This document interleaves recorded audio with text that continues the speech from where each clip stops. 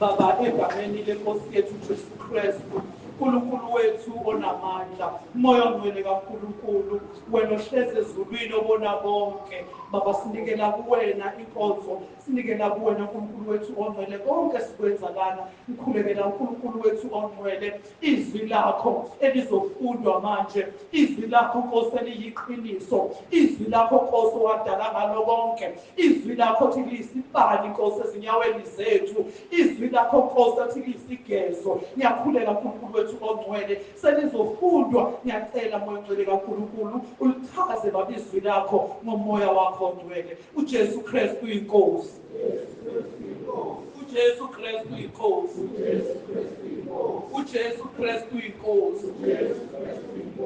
Amen.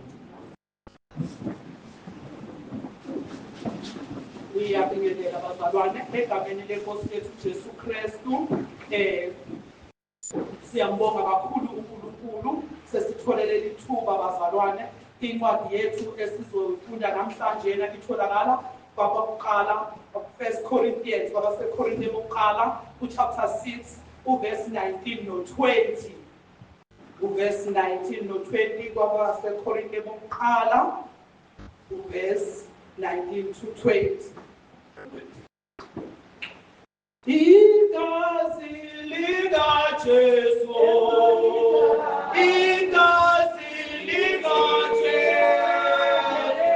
alikhosela phela, alikhosela phela mana.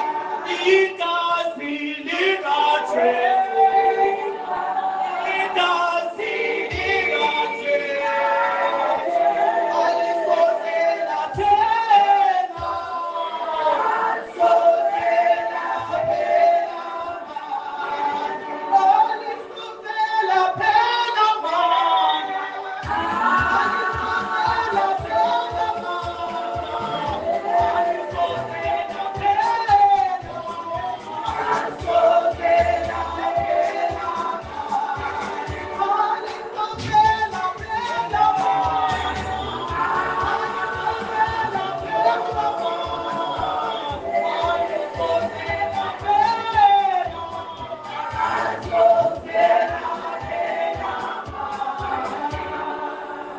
uJesu Kristu inkosi, uJesu Kristu inkosi. Amen. Bazalwane, ifundeka kanjena-ke izwi lethu la namhlanje esithe kwabaseKorinte bokuqala chapter 6 uverse kusukela kuverse 19 to bazalwane, it's not verse 19. Ngiyaxolisa kakhulu bazalwane. Uverse kusukela kuverse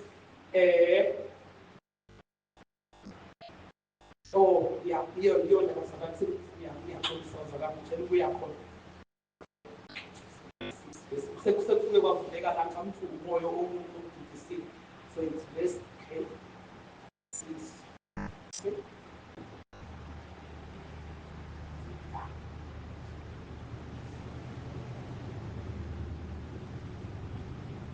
Alisozela phela manda, alisozela phela manda, alisozela phela, sozela phela.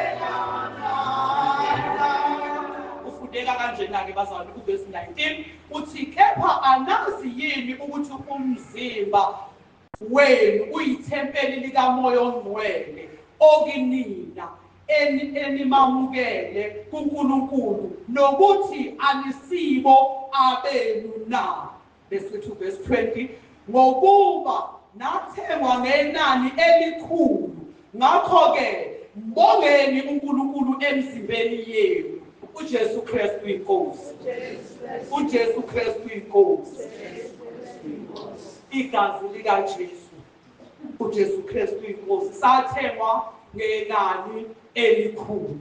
Ngicabanga ukuthi bazalwane wonke umuntu okhona noyibiza ngokuthi umntwana kaNkulunkulu ingoba indaba yaqala ekwazini ekutheni uJesu Kristu uyinkosi. ukuvuma ngomlomo wakho ukuthi uJesu Kristu uyinkosi uNkulunkulu wamvusa. Ngicabanga ukuthi indaba iqala lapho yonke ngoba uNkulunkulu owadisayidayo ukuthi asinikelele ngoJesu Kristu ukuze azoba umnikelo oyinani elikhulu esathengwa ngawo. Umbuzo lo bazalwane othi kepha anazi yini ukuthi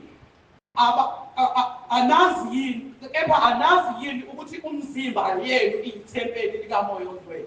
Okungukuthi uma usumntwana kaNkulunkulu siyanikezwa isiphiwo sikamoya oyingcwele esiwuphiweyo uNkulunkulu. Uma ngabe usumntwana kaNkulunkulu umzimba wakho uba nomoya ongcwele, uNkulunkulu uyakwenzela akuphe umoya ongcwele.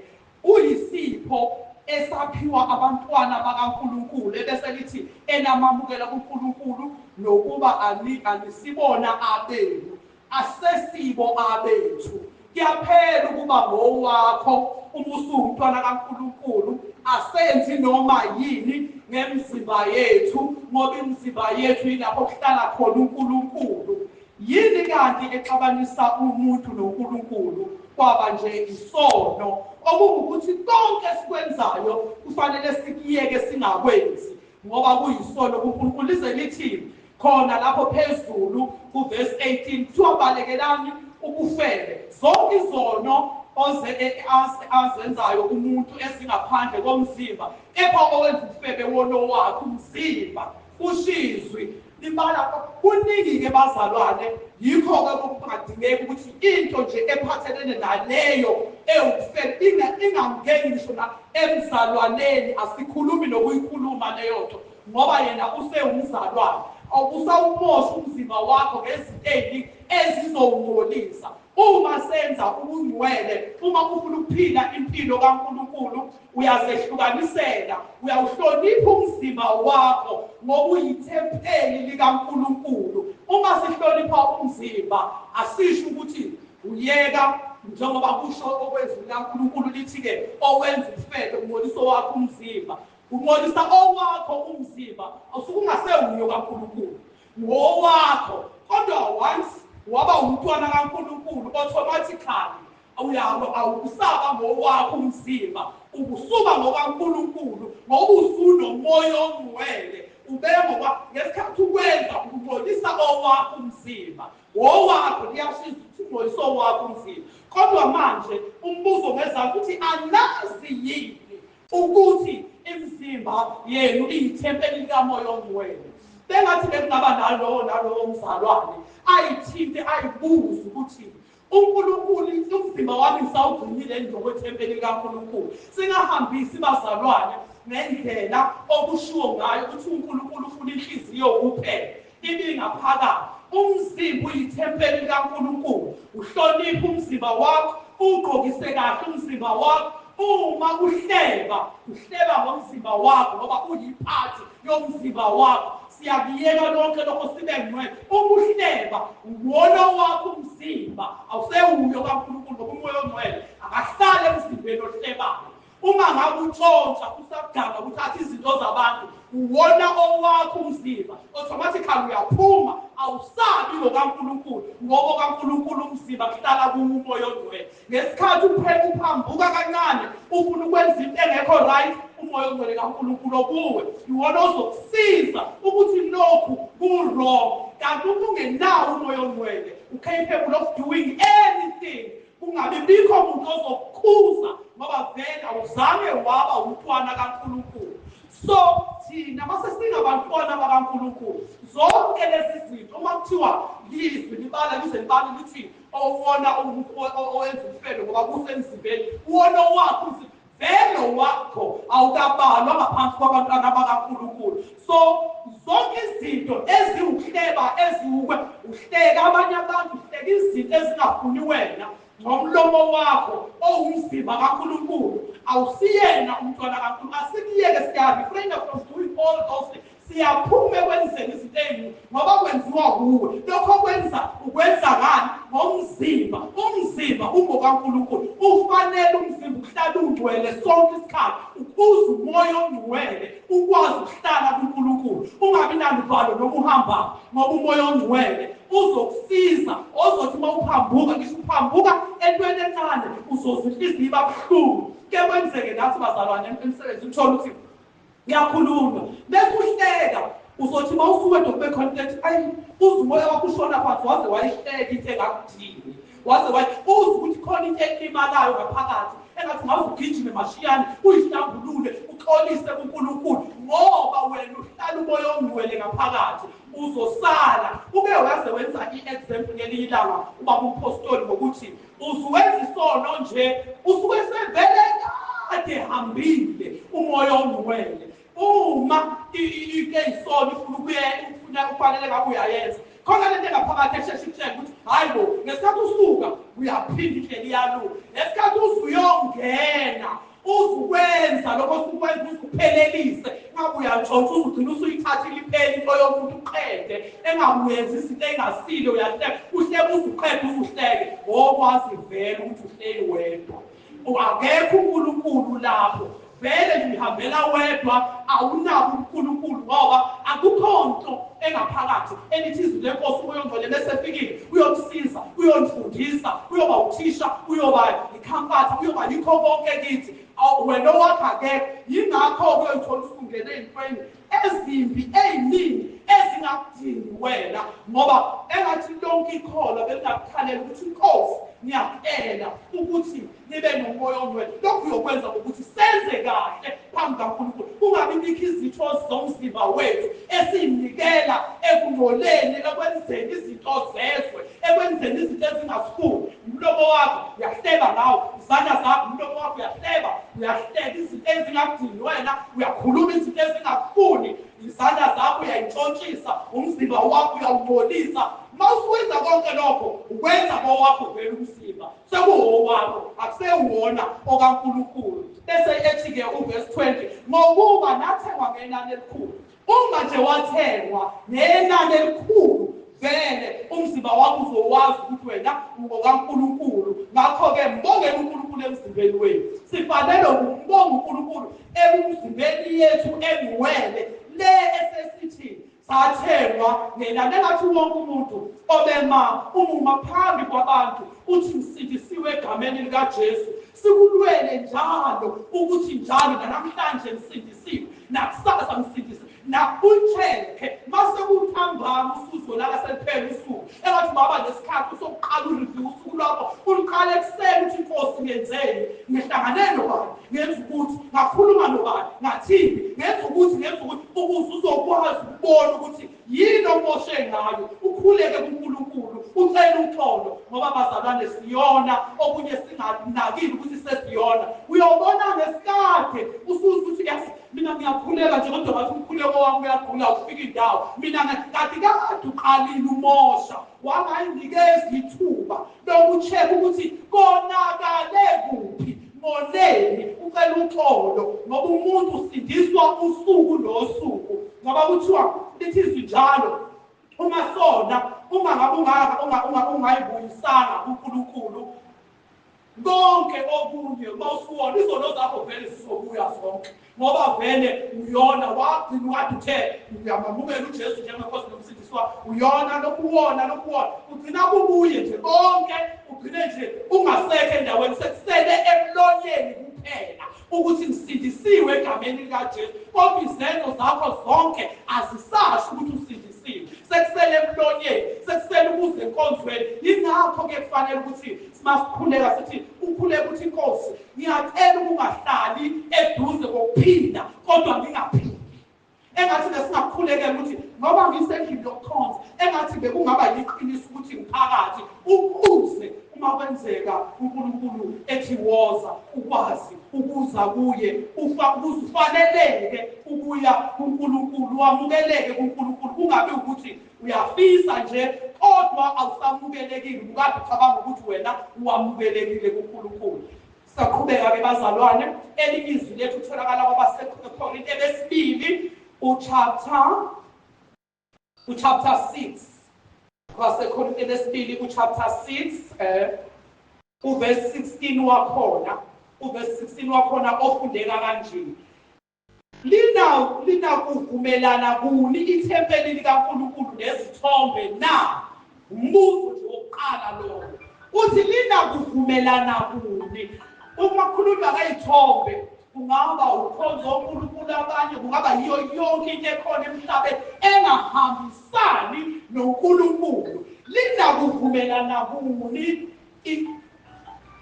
uJesu Kristu inkosi lina kuvumelana kuni ithempeli likaNkulunkulu nezithombe na bese kuya ngeza ukuthi ngokuba thina siyithempeli likaNkulunkulu emphilayo siyini bazalwane siyithempeli likaNkulunkulu eliphilayo njengokuba washo uNkulunkulu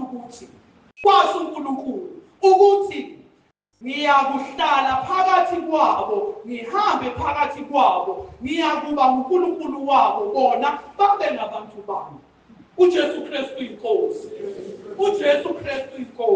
kusho yena uqobo lwakho uyabuza kuqala phezulu uthi lina kuvumelana kuni ithempeli likaNkulunkulu nezithombe na akuhlangani ithempeli likaNkulunkulu lile zithombe kule izinto ezimbili lezi ezihlukene ebesethi ngokuba thina siyithempeli likaNkulunkulu lapho kuhlala khona ini angithi masithi ukuthatha uNkulunkulu Baba uNkulunkulu Indodana uNkulunkulu Moya Ongcwele so uNkulunkulu uhlala kithi umoya ongcwele kaNkulunkulu njalo uhlala kithi so kunakuvumelana kunike nezithombe lokho bese lithi-ke ukuthi uNkulunkulu kwasho uNkulunkulu ukuthi wathi uNkulunkulu uyohlala phakathi kwabo ngihambe phakathi kwabo ngiyakuba kuNkulunkulu ngiyaba uNkulunkulu wabo bona babe abantu bami bazalwane iNkulunkulu ithembisele nasiphe yona othi mawusumntwana kaNkulunkulu wherever you go lapho khona noma ngabe ukuphi uyazi ukuthi uNkulunkulu ukhona lapho hlezi khona ukhona uNkulunkulu maphakathi kwabantwana bakhe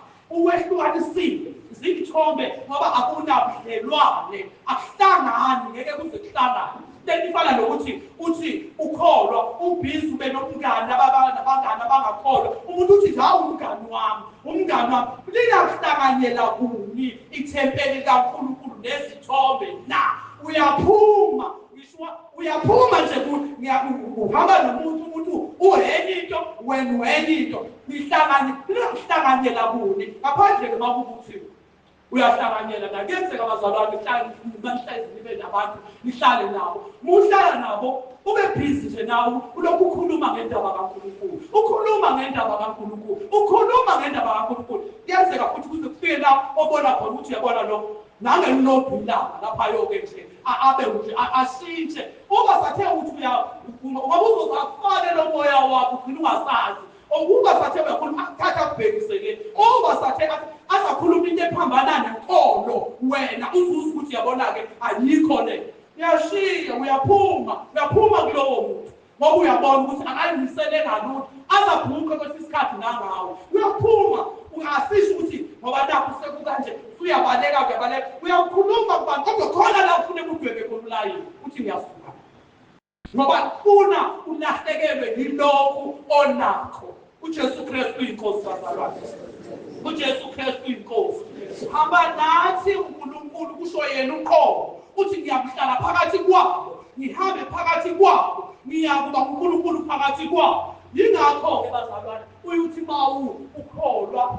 ukwazi ukuthi ezakhe izinto zivela kuNkulunkulu ubusubonga uthi ngiyambonga uNkulunkulu ngoba uyazi ukuthi kwenzeka kanjena nje ngingokuphakathi kwabo uhamba nawe uhlala nawe. Ayikho enye into ozwasiza ukuzwa uphakamisa ubonge elinye igama. Uzobonga bani? uNkulunkulu, ngoba uyazi ukuthi konke okwenzakalayo yingenxa kabani? kaNkulunkulu. Bese lithi-ke ngakho-ke phumani phakathi kwabo nehlukane nabo. uJesu Kristu inkosi. Phumani phakathi kwabo nehlukane nabo. Ukuthi asiphume kuyisho inkosi ningathini, okay, ningathinti okungcolileyo khona niyakunamukela. Singenzi njani bazalwane? Singathinti okungcolileyo. Esikhathi uphuma uyeka zonke izinto, uphuma ungenzi nokukodwa okungcolile, ugade ulimi lwakho, ugade ukubuka kwakho, ugade ukukhuluma kwakho, ugade ukuhleka kwakho, ugade ukwenza kwakho konke. Thina konke sikwenzayo kufuneka kube okudumisa inkosi, kube okuthandekayo, okubongekayo, ukuzoseduzane ethi mayebuka wena abone ubuhle bezinto ozenzayo, abone uNkulunkulu okuwe, azafise ukuthi kwenzakalani, wenze njani. Kuke kuthi kunezimo ezenza abantu basindwe yikhanda, wena uthola ukuthi ulokhu phansi nje, wena azabuza ukuthi wenza kanjani ukuthi kukhulunywa kanje, ukuthi kwenziwa kanje, kodwa wena ukutholakala phansi. Yingoba wena uyazi ukuthi wena ngokaNkulunkulu awuzukhuluma noma kanjani, ngoba uNkulunkulu ukhona uphakathi kwakho, uhamba nawe, awuzukhuluma noma kanjani, uzotholakala uthuli. Baze azasho ukuthi ngiyafisa ukubuza ukuthi ukwazi ukuthi wenza kanjani ukuthi kukanje, wena uthule umoya wakho ube phansi. Kanti wena uyazi ukuthi wazehlukanisela, awufuni ukuthinta okungcolileyo, ngoba ngesikhathi kukhulunywa kuyamoshwana, koniwane, izwi lenkosi mayilo uyiqhubekise esizanayo, kukhutshwane kwenziwe lokhu nalokhu. Uma wena uthulile wangafakaza wangakhuluma okungenani, wakhuluma okulungileyo, uyozwa futhi uyuthi mawuthi ukhuluma okulungileyo badonse babhekisele, uzi ukuthi ya khona izinto ukuthi mibili umoya la, kukhona okungapha, kukhona okungapha. So-ke izwi lenkosi likusho ngokusobala lithi ngakho-ke phumani phakathi kwabo nahlukane nabo. Isho inkosi ningathinti okungcolileyo, siyawukwamukela khona ngiyakunamukela, nibe uyihlo kimi, nina nibe ngamadodana namadodakazi kimi. Isho inkosi uSomandla. uJesu Kristu inkosi. uJesu Kristu inkosi. Bazalwane, ukukholwa angazi ukuthi ngathini. Ukukholwa kulula uma uvumile ukuthi zonke izinto izwe life kuwe nawe ufe kulo, ngoba size senze izinto ezingcola nje ingoba sifile ezweni, nezwe alifile kithi. Uma kuke kwaphela lokho, ukukholwa kulula kabi. Singanaki zonke izinto, ngoba size uyazi bazalwane, sike sifisa uthola ukuthi umuntu ufisa akakuhlula ukubonga into uNkulunkulu amenzele yona. One nje ngokuthi angazi nje mina ukuthi ngaba nebhathi ngoba bakwenze njani, ngiyakholwa kodwa uNkulunkulu mina akangenzeli lutho. Abalise uwonile uqedile. uNkulunkulu nohlelo lwakhe ngomuntu nomuntu. uNkulunkulu uyazi ukuthi eyakhe indlela iyohamba kuphi, ukuthi awakhe ama-chapter empilo onke ahamba kuphi. Wayazi ukuthi uyodlula la, wedlulela, ulibale ukubalisa.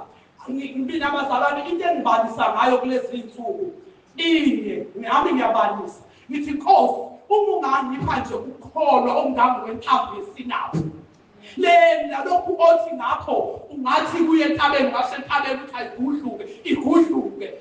uNkulunkulu ngiyacela ukuthi konke okuyinto engukungcola neyenza ukuthi umphefumulo wami ungamboni uNkulunkulu, iyona engicelayo, ngoba thina size sone uNkulunkulu ukuthi hayi angcolile. Ngiyacela nje ufuna izinto ezingaphezulu kwakho, uNkulunkulu ezinyayeke ngabovu kungakuniki zona, ngoba uyazi ukuthi uma yekunike lokho yini ubungozi bakho, uma yekunike lokho yini ozoyenza, uma yekunikeze lokho mhlawumbe uzophelelwa ukukholwa, ube namathumba emaphapeni, uhamba ukhukhumala, kuphele ngisho ukukholwa. Ukukholwa kwethu bekuwukumbonga uNkulunkulu ukuthi khona ezweni lapha yangazi imali kumahubo yini angazi bazama ukuba kodwa lithi uNkulunkulu uthi kuNkulunkulu Nkosi ungangiphi ukuswela funa ngenze njani ngitshontshe ufuna ungangiphi ubuphofu funa ngenze njani mhlubuke ku so lezo zinto lezo umkhuleko zothi nje Nkosi noma futhi noma usubile emphofu uNkulunkulu usukazi ukuthi wenzani wena ungakhala uzubalise kanti uNkulunkulu uyazi ukubekela umvuzo omkhulu okwakho bekuthi wedlule kulezi inhlupheko wedlule kuyo yonke lento eshisayo ngale uyothola ukuphumula kuyosiza ngithola ukusuzizwe lonke silahlekelwe umphefumulo wethu ubalisa ke lokho esibalisayo kanti uNkulunkulu uyazi bazalwane mhlawumbe thothise ukubalisa kwethu sesonile ngakho sisigadeke bazalwane wonke umuntu akazi ukuthi yena uyithempeli likaNkulunkulu indlela ofanele uyiphathe ngayo ukuze uNkulunkulu angasuki kuwe ukuze uNkulunkulu ahlale nawe uNkulunkulu ahambe phakathi kwakho uNkulunkulu abe nawe ngezikhathi zonke ukwazi ngisho usubona into engahambi kahle ubiza uNkulunkulu usuke eseduze usuke phakathi kwakho makuvuka isivuguvugu uyambiza vele ukhona uzokuzwa uhlala nabafundi bathi besemkhunjini usukhumbuka uqela umkhumbi bakhumbula ukuthi Jesu la uJesu bamemeza bathi Jesu napho sifa umemeza khona la iduze usuke khona ngokusukazi wenza njani uJesu wavuka walikhuzu lwakhe wathi umkhumba uthulu wenza njani awuthi du nangempela saphela isivuguvugu usuke hayi ukuthi usukhona asizuvela ivuvu sizovela okwakho ukuthi ubize umnikazi wevuvu ubize uNkulunkulu uzothulisa yonke into uzokuyiyona ndlela azobona ngayo ukuthi uyazi yini ukuthi ubani ongakusindisa kulento ekuphethe amnephuphuthe yamemeza uJesu yathi ondodana kaDavid umhawukele wathi uJesu wenze lento hayi uJesu ukuthi wayengazi ukuthi ayibona wayazi ukuthi uyabona kodwa wayefuna ukuzwa phuma emlonyeni wayo ukuthi iyazi yini ukuthi uJesu ongayivula amehlo so siyaya kuNkulunkulu hayi ngoba engazi umucela hayi ngoba esuke engazi kodwa usuke ufuna ukwazi ukuthi uyazi yini ukuthi ubani ozocela kuye abese yakunikeza uJesu Kristu inkosi bazalwane uJesu Kristu inkosi konke basiphuma la wonke umuntu okholwayo aphume ezazi ahambe njengokufanele ukukholwa sazi ukuthi siyithempeli likaNkulunkulu asithempeli likaNkulunkulu uwazi ukuthi ngesikhathi usukwenza ungcolisa wakho umzimba sekuwowakho akuseyilona ithempeli likaNkulunkulu lapho uNkulunkulu mawusagcinile esahlala kulo ngoba usagcinile lisengcwele usenza intando yakhe usewakhe useyithempeli lakhe once wenza okwakho sekumzimba wakho ke lo yenza noma yini engcolile vele usufanelwe ukuyobasa esipopweni sekuyinkhuni lezo zokuyobongeza isipopo akusewona ithempeli likaNkulunkulu siyambonga kakhulu ke bazalwane uNkulunkulu asihambeni ngokufanele ukukholwa singenzi yonke into ngemizimba yethu singakwenzi konke okungcolileyo uma ngabe kubona ukuthi indawo ekuyo izokwenza ukuthi ungcole phuma phakathi kwabo ushizwe likaNkulunkulu noma umuntu engathi uzenza ngcono cabanga ukuthi usukholwa kakhulu cha phuma phakathi kwabo phuma nawe uphuma nawe uphuma nokunendebe zakho awuzukuzwa lutho olungcolile awuzukufakaza lutho olungcolile alukho olungcolile nolubi ozolwenza uthi uNkulunkulu phumani phakathi kwabo ngoba kunabudlelwane ayinabudlelwane ithempeli likaNkulunkulu neyithombe akuhambisani siyaphuma ekungcoleni uthi singathithi lutho olungcolile ukuze siyawamukeleka kuye uJesu Kristu inkosi uJesu Kristu inkosi amen yacela ubaba asikhulekele asibone